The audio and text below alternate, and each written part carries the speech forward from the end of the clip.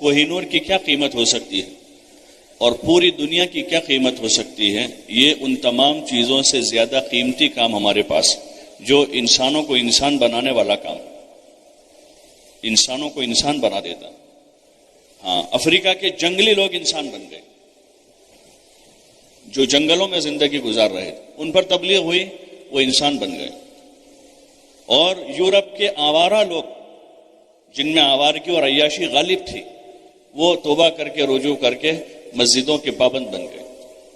اور وہاں کی وہ لڑکیاں جنہوں نے بچپن سے ہی کپڑا نہیں پہنا تھا، وہ حجاب میں آ گئی، اور جہاں دور دراز تک علم کا کوئی نام و نشان نہیں تھا، وہاں ادارے قائم ہو گئے، اور وہاں مقامی علماء تیار ہو گئے۔ جہاں صدیوں میں، پیچھے صدی، 2 صدیوں، 3 صدیوں تک اس مقام پر کوئی اہل علم نہیں تھا مقامی، وہاں اب ان کے افریقہ کے لوکل لوگوں میں علماء تیار ہو، یورپ میں، فیجی میں، وہاں مقامی علماء تیار ہو گئے۔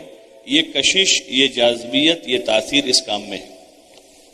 بس اتنا ہے کہ اس کو جو بزرگوں نے ہم کو ترتیب دی، اس ترتیب پر کرنے کی ضرورت ہے، اور فکر سے لینے کی ضرورت۔ بے فکری کے ساتھ یہ کام نہیں چلتا، بلکہ بزرگوں سے سنتے ہیں کہ بے فکری داعی کی موت ہے۔ بے فکر اور مرا ہوا، ہم دیکھتے ہیں سست آدمی پڑا ہوا ہے، یہ زندہ لاش کہتے ہیں اس کو، کہ کچھ کرتا ہی نہیں، کھاتا پیتا سوتا رہتا ہے۔ اور ایک آدمی فکر مند ہے، دبلا پتلا ہے، بیمار ہے، لیکن حرکت کرتا ہے، کھیتی کرتا ہے، کماتا ہے، بچوں کی فکر کرتا ہے، بیوی بچوں کو پالتا ہے، محلے کے 2-4 کام کرتا ہے، حالانکہ بیمار ہے، کمزور ہے، بوڑھا ہے۔ بے فکری دائی کی موت ہے۔ تو ہمارا بھی یہی ہدف ہو جو حضور صلی اللہ علیہ وسلم اور صحابہ کا تھا، کہ ان کے کام میں ٹھہراؤ نہیں تھا، کسی جگہ ٹھہرے نہیں۔ اسی لیے تو اسلام میلوں کی رفتار سے روزانہ، اور خصوصاً جو ہے کہ عمر کا دور ہے، حضور صلی اللہ علیہ وسلم کا زمانہ قربانیوں کا، مجاہدوں کا اور تربیت پانے کا دور رہا، کہ جس میں آپ کی اور آپ کے ساتھ صحابہ کی زبردست آزمائشیں ہوئی، زبردست آزمائشیں ہوئی۔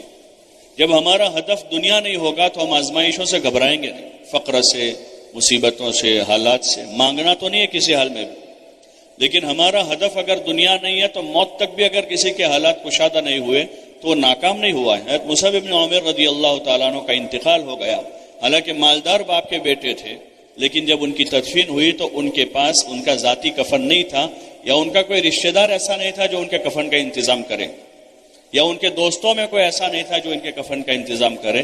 تو وہ کفن جو ہے حمزہ کے لیے لایا گیا تھا، اسی میں سے ایک ٹکڑے میں ان کو کفن دیا، جس سے ان کا پورا جسم نہیں ڈھپا، لیکن حضرت مصعب بن عمیر رضی اللہ عنہ کا نام دنیا میں روشن ہو گیا، اور ہمیشہ ہمیشہ کی جنت کے وارث بن گئے، وہ ناکام نہیں گئے۔ ایسے بہت سارے صحابہ ہیں، بہت سارے صحابہ ہیں۔ یہ جو احد میں جو شہید ہوئے، احد میں شہید ہوئے تو حمزہ رضی اللہ عنہ اور دیگر جو لوگ تھے، وہ احد میں ہی دفن ہو گئے، وہی دفن ہو گئے، تو وہ دنیا سے ناکام نہیں گئے۔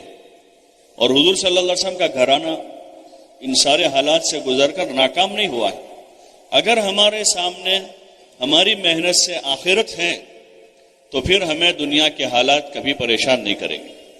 ہمارا فقر، ہمارا فاقہ، ہماری تنگیاں، کاروبار کی کمی، وہ کبھی بھی پریشان نہیں کرے گی، بلکہ ہمارے سامنے اللہ کا خزانہ ہو کہ اللہ اپنے خزانے سے ہماری ضرورتیں پوری کر دے گا، اور جو دنیا ہماری مقدر کی اللہ نے رکھی ہے اس میں اللہ برکت دے دے گا۔ یہی ہم مانگ سکتے اللہ سے۔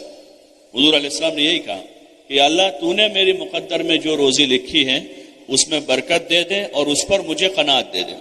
اللہم قنعنی بما رزقتنی وبارک لی فیہ، کہ یا اللہ تو نے میری مقدر میں جو رزق لکھا ہے اس پر مجھے قناعت دے دے، اور اس روزی میں میرے لیے برکت دے دے، تاکہ مجھے کسی سے سوال نہ کرنا پڑے، کسی کے پاس جانا نہ پڑے۔ اس لیے جن اسباب پہ ہم لگے ہیں اس کے ساتھ ہماری کوشش یہ ہو کہ دن بدن ہم کام میں ترقی کریں، آگے بڑھیں۔ ہاں، اللہ آگے بڑھنے والوں کو آگے بڑھاتا ہے، والسابقون السابقون، آگے بڑھنے والوں کو اللہ آگے بڑھاتا ہے۔ اولئک ہم المقربون، کہ وہی مقرب لوگ ہیں جو نیکیوں میں، طاعات میں، خیر کے کاموں میں آگے بڑھتے ہیں۔ اور اتنی بڑی خیر کہ جس کے ذریعے ہم ہمارے خاندان سنبھل جاوے، ہماری بستی سنبھل جاوے، ہمارے علاقے میں دین آوے، اور پورے عالم میں دین زندہ ہو۔